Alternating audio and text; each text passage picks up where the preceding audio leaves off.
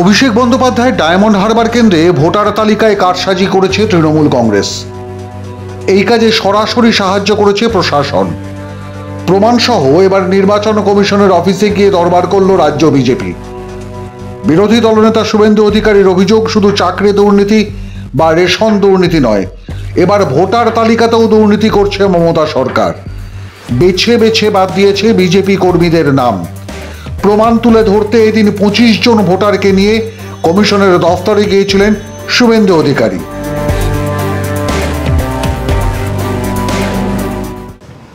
Genuine voters, কেউ 30 বছরের voter, কেউ 25 বছরের ভোটার, কেউ মিনিমাম 20 বছরের ভোটার, তাদের এপিক কার্ড, আধার কার্ড এবং ভোটার তালিকা থেকে কিভাবে নাম বাদ দেওয়া হয়েছে সেটা সাথে নিয়েই তারা এসেছিলাম। এরা পিছনে দাঁড়িয়ে আছে।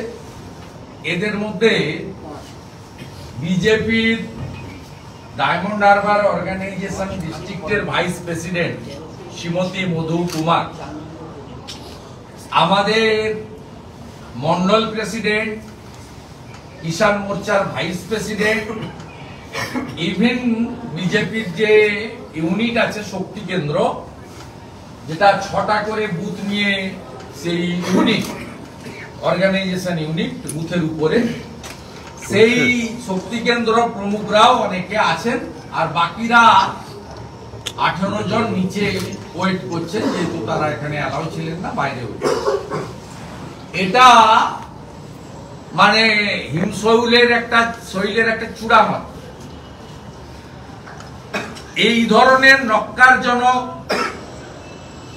ভিডিও, যে চোর ভিডিওগুলো পঞ্চায়েতে চুরি করেছে এবং অধিকাংশই 15, 16, 16, 17, 17, 18 টাকা দিয়ে নইলে ভুয়ো খাতা দিয়ে পিএসসির মাধ্যমে নিয়োগ হয়েছে, তার অধিকাংশ ভিডিও এই নোংরামি কাজের সঙ্গে যুক্ত। এর আগেও শুভেন্দু অভিযোগ করেছিলেন ডায়মন্ড হারবার কেন্দ্রে বিজেপির 20,000 ভোটারের নাম বাদ দেওয়া হয়েছে। এদিন যারা কমিশনের দফতরে গিয়েছিলেন তারা কি বলছেন শুনুন। তাহলে এটা ডায়মন্ড হারবার তো একদম পুরো অভিষেক বন্দ্যোপাধ্যায়ের লোকসভা, ওখানে কি বেশি হচ্ছে? ওখানেই তো বেশি হয়েছে, বিশেষ করে ফলতা বিধানসভায় যেহেতু আমি থাকি, আমি ফলতা বিধানসভায় মানে একটা লিস্ট করেছি। এখনো পর্যন্ত আমার কাছে লিস্ট যা আছে 65 জনের একটা লিস্ট রয়েছে। আরও আমাদের খোঁজাখুঁজি চলছে, আমি আশা ভাবছি যে আরও রয়েছে। সুতরাং এটা কেন হলো? শুধু এই একটা বিরোধী দল করার জন্যই কি আমাদের উপরে সেই বিধানসভা ভোটের পর থেকে আমরা অত্যাচারিত? আজকে যে প্রধানমন্ত্রীর যে জল প্রকল্প, আমরা কিন্তু এই যারা ভারতীয় জনতা পার্টি করছি তারা কিন্তু আমরা পাই, আমাদের ঘর দর ভোটার তালিকা থেকে কোথায় নাম বাদ দিয়েছে আপনি দেখতেই পাচ্ছেন। ইচ্ছে করে করা হয়েছে? হ্যাঁ, ইচ্ছে করেই করেছে, যাতে আমরা এই ভোট আসছে, লোকসভা ভোট আসছে, সেখানে যাতে আমরা অংশগ্রহণ করতে না পারি সেই জন্য করেছে। সুকান্ত প্রামাণিক, ভালো করে দেখুন, সুকান্ত প্রামাণিক, আমি ফলতা 4 নম্বর মণ্ডলের বিজেপির মণ্ডল প্রেসিডেন্ট। তো আমার হচ্ছে কি এই বুথ নাম্বার 111, অঞ্চল বঙ্গনগর 2, আমার এই নাম এখান থেকে কেটে দেওয়া হয়েছে। আগের আমার নাম্বারটা দেখুন, আগের হচ্ছে কি 109 নাম্বার আমার বুথ ছিল, সেখানে দেখুন আমি আছি, জীবিত আছি, দেখুন আমি জীবিত আছি। আর এইবারে 2024-এ যে ভোটার লিস্টটা এসছে আপনারা দেখতে পাচ্ছেন, আমাকে ডিলিট করে দেওয়া হয়েছে। হয় আমাকে মৃত ঘোষণা করেছে, না হলে আমাকে অন্য জায়গায় ট্রান্সফার করা হয়েছে।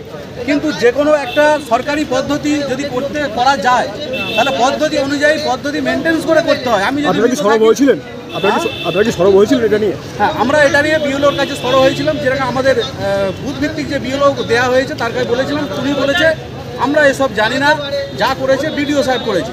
মারধর করেও হয়নি। আজকে আমাদের ভোটার লিস্ট থেকে নামটা কেটে দেওয়া হয়েছে, তারপরে নাগরিকত্ব কাটা হবে, তারপরে ব্যাংক অ্যাকাউন্ট ফিস হবে, এইরকম করতেই থাকছে আমাদের। নামটা কি? আমার নাম রাজু মিস্ত্রি, ভারতীয় জনতা পার্টির কর্মী। কোথায় আপনি করেন? আমি হচ্ছে ফলতা বিধানসভায় মল্লিকপুর অঞ্চলে পদ্মপুর গ্রামের। আপনার লোকসভা কোনটা? আমার ডায়মন্ড হারবার লোকসভা। ঘটনা হচ্ছে যে আপনারা বিজেপি করেন বলেই কি এই ধরনের সমস্যার সম্মুখীন হচ্ছে? হ্যাঁ, এই ধরনের সমস্যার সম্মুখীন হতে হচ্ছে আমাদেরকে। এবং আমার বাড়িতে গিয়ে বলছে যে হয় বিজেপি ছাড়ো, তৃণমূল করো, না হলে হচ্ছে তোমাদেরকে কেস দেবো, ঘর বাড়ি ভেঙে দেবো। কতজন আছে আপনাদের ডায়মন্ড হারবার লোকসভা? বহু লোক আছে, সবাইকে আসা সম্ভব হয়নি এখানে। এখনো অনেক লোক আছে, প্রায় 20,000-এর উপরে। এটা বলছে টিএমসি আশ্রিত দুষ্কৃতীরা। বিজেপির অভিযোগ এটা একটা পরিকল্পিত চক্রান্ত। তৃণমূল কংগ্রেস বুঝেছে ডায়মন্ড হারবার এবার তাদের হাত ছাড়া হতে চলেছে, তাই কালো কাচের গাড়িতে গিয়ে প্রশাসনের আধিকারিকদের নিয়ে চক্রান্ত করছেন অভিষেক বন্দ্যোপাধ্যায়, আর তাতে মদত যোগাচ্ছেন মমতা। মাঝরাত্রে কালো কাঁচে গাড়ি দিয়ে কাকে নিয়ে এসে ভোটের আলোচনা করেছেন আমার কাছে সব সার্কিট হাউসের তথ্য আছে। ইলেকশন কমিশন এলে বলবো।